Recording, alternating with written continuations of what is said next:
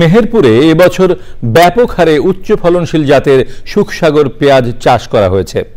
উৎপাদন ভালো হলেও উত্তোলনের ভরা মৌসুমে দেশে পেঁয়াজ আমদানি করায় লোকসান গুনছেন কৃষকরা। মেহেরপুর প্রতিনিধি গোলাম মোস্তফার রিপোর্ট।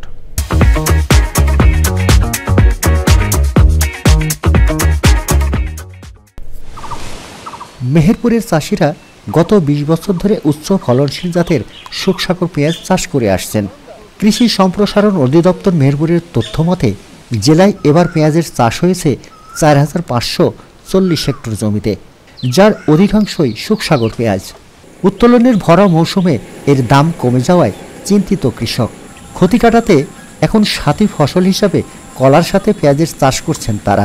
কলার পেঁয়াজ একসাথে বুনি, দুটো ভাই সারে কলা চাষটা হয়, পেঁয়াজ দেওয়া হয়।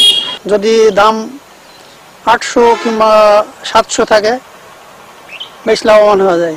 পেঁয়াজ উত্তোলনের ভরা মৌসুমে এলসির মাধ্যমে দেশে পেঁয়াজ আমদানি করায় চাষিদের প্রতি বছর লোকসান হয়।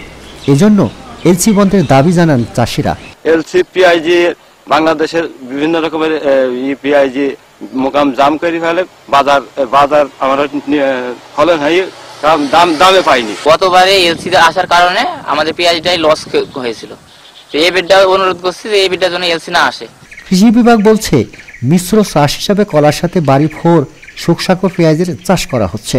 মিশ্র চাষ হিসাবে আমাদের পেঁয়াজের আবাদটা বেড়েছে, তো আমরা আশা করছি আমাদের কৃষকরা এটাতে উদ্বুদ্ধ হবে এবং এটা অবভিয়াসলি একটি লাভজনক চাষ হিসাবে ইতিপূর্বে প্রমাণিত হয়েছে।